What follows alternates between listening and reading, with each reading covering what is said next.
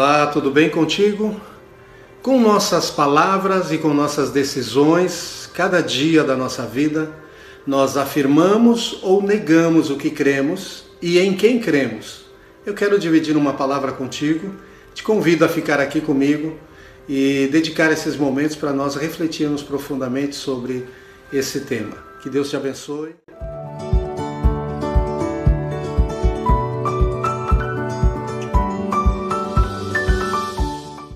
Passagem no livro de João, no capítulo 18, no versículo 25 até o 27, que diz o seguinte: Simão Pedro estava em pé, aquecendo-se, então lhe perguntaram: você também não é um dos discípulos dele? Ele negou e disse: não, não sou. Um dos servos do sumo sacerdote, parente daquele a quem Pedro tinha decepado a orelha, perguntou: não é verdade que eu vi você no jardim com ele? De novo Pedro negou. E no mesmo instante o galo cantou.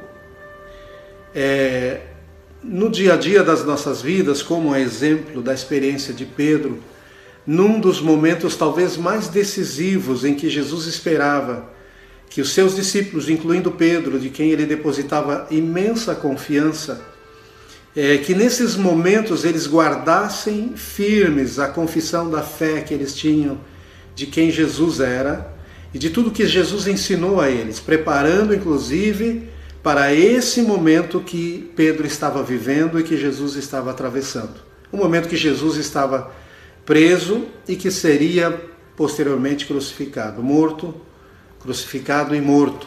Pedro aqui sofre a pressão, e essa pressão vem justamente para que ele afirme a sua fé, que ele acreditava em Jesus e que ele cria que Jesus era o Messias, e que aquilo que ele um dia disse para Jesus, que estava pronto a morrer, estava pronto a ser provado e também a morrer por Jesus, Pedro, era o momento de Pedro comprovar isso, que ele estava pronto para ser preso e para morrer por Jesus. Mas justamente ele faz o contrário.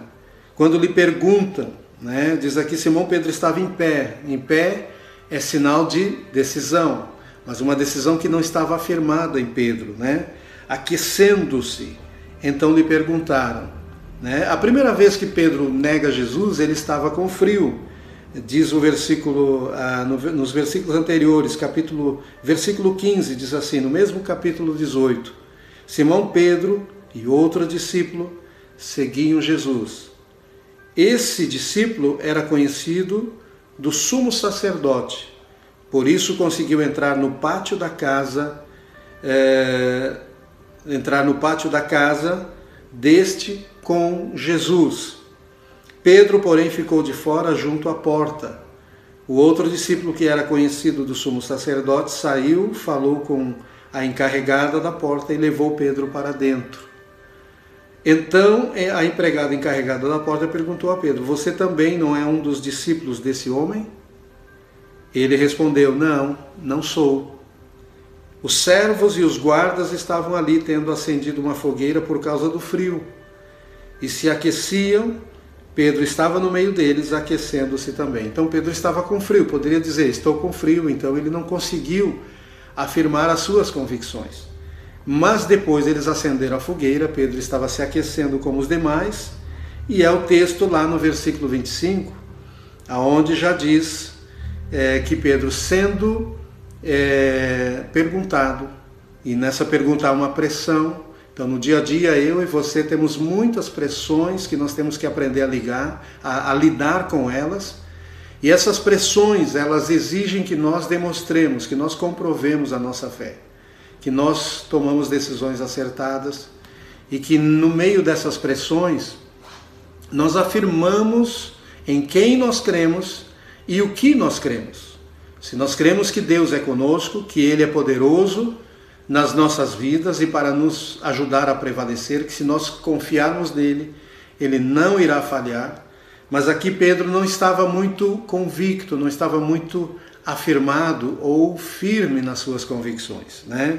Diz o versículo 26, um dos servos do sumo sacerdote, parente daquele a quem Pedro tinha decepado a orelha, perguntou. Se Pedro sabia que este que lhe perguntava era parente daquele a quem ele tinha cortado a orelha que era um sumo sacerdote, e ao cortar a orelha, Pedro talvez tenha ficado se sentindo culpado. Mas agora, diante dessa pergunta, isso também lhe desafia, lhe afronta ainda mais. Não é verdade que eu vi você no jardim com ele? Então esse homem questiona ele. E de novo Pedro negou. E no mesmo instante o galo cantou.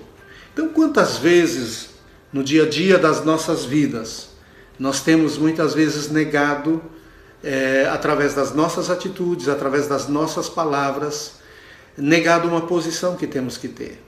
Diante da esposa, diante do marido, uma posição de fé, uma posição de confiança, uma posição de amor, uma posição de carinho, diante dos filhos, uma posição de um homem de Deus, de alguém que está caminhando com Jesus, de alguém que tem o Espírito Santo na sua vida. Então, nós precisamos afirmar a posição da nossa fé, afirmar as nossas convicções, afirmar em quem nós cremos. Paulo disse certa vez, eu sei em quem eu tenho crido, e sei que Ele é poderoso para guardar o meu depósito até aquele dia. Paulo estava caminhando, estava afirmando as suas convicções diante do que ele muitas vezes estava tendo que aprender a lidar, ou aprender a enfrentar. Então nós temos que, eu lembro de uma declaração do rei Davi, não era rei ainda, mas do menino Davi, diante de Golias. Quando Golias diz para ele, menino, tu vem contra mim com... tu acha que eu sou um cachorro para você vir contra mim com esse pedaço de pau, que era o seu cajado?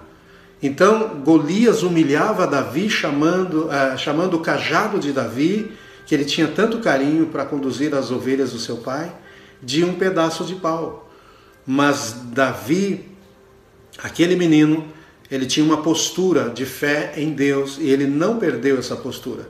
Então ele disse, olha aqui Golias, tu vem contra mim com espada, escudo e com lança, mas eu vou contra ti no nome do Senhor dos Exércitos. Davi não se apoiou, ele era um menino ainda, mas ele não se apoiou no seu cajado, não se apoiou na sua funda que ele iria usar para jogar uma pedra e derrubar o gigante Golias. Ele não se apoiou em seres humanos, ele não se apoiou no seu pai, nos seus irmãos, no rei Saul, que aprovou finalmente a sua ida para lutar contra Golias, mas ele se afirmou em Deus. E esses são dias de nós nos afirmarmos em quem nós cremos e nos afirmarmos na sua palavra, nos afirmarmos em oração, orando, porque Deus disse, se nós pedirmos, Ele irá responder. Pedi e dar-se-vos-á, batei e abrir-se-vos-á, buscai e achareis, né? Porque todo aquele que pede, recebe, que busca, encontra, o que bate, se lhe abre. Então nós temos que afirmar nossa fé, afirmar nossas convicções e caminhar nesses dias com a certeza de que Deus é um Deus presente, é um Deus real, é um Deus poderoso. Por isso, Pedro, no meio da pressão, queridos, ele nos ensina uma lição, que não temos que estar firmados em nós mesmos. Dias antes dessa provação em que o galo, ao cantar, traz à memória de Pedro a lembrança de que Jesus disse que ele iria negá-lo, que ele também iria decepcioná-lo. E Pedro agora amargamente tem que lidar com essa decepção que Jesus tinha avisado ele.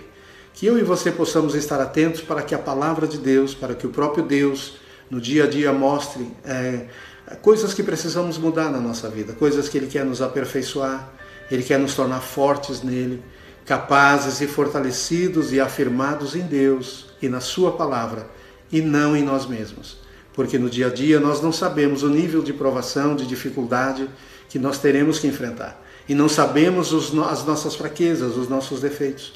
Mas uma coisa nós sabemos, que quando entregamos as nossas vidas a Jesus, o Espírito de Deus veio habitar em nós. E Ele é o próprio Deus que nos sustenta. E diz Romanos 8, versículo 26, que Ele intercede por nós. Ele nos assiste na nossa fraqueza, primeiramente diz. Depois Ele intercede por nós com gemidos inexprimíveis. Então, o Espírito Santo, Ele nos assiste na nossa fraqueza. Segundo, Ele intercede por nós. Então Ele quer te ensinar a orar, a buscar a Deus, mesmo quando você não tem palavras.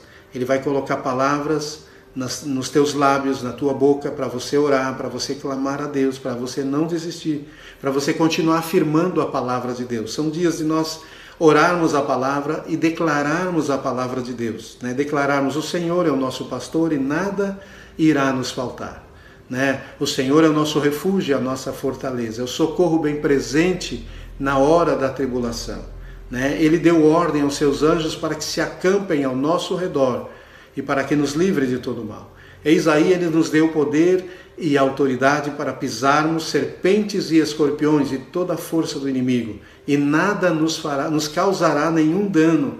Então são dias de nós afirmar o que está na palavra de Deus. São verdades para mim e para você, para alimentar o nosso coração, a nossa alma, alimentar a nossa fé, alimentar a nossa mente, meditar dia e noite na palavra de Deus.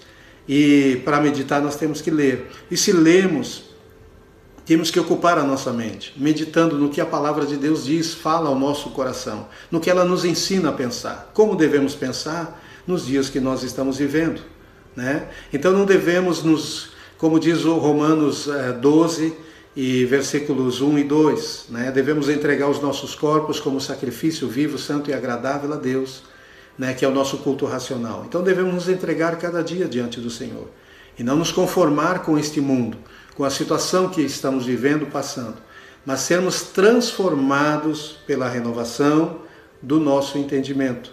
Então a nossa mente, que é o nosso entendimento, precisa ser renovado para que sejamos transformados pelo entendimento que Deus nos leva a absorver, a assimilar, a entender cada dia através da meditação na sua palavra. Deus vai abrir o nosso entendimento. Deus vai abrir a sua mente. Deus vai trazer uma mente que está atualizada com aquilo que Deus está fazendo, está para fazer na sua vida. Amém? Que o Senhor te abençoe, que o Senhor te guarde, te fortaleça, que o Senhor abra caminho diante de ti, mas acima de tudo Ele te chama para crer e para afirmar e para confirmar aquilo que você crê. É um tempo de você declarar cada dia, através das tuas atitudes e das tuas palavras, em quem você crê e no que você crê. Que Deus te abençoe, em nome de Jesus.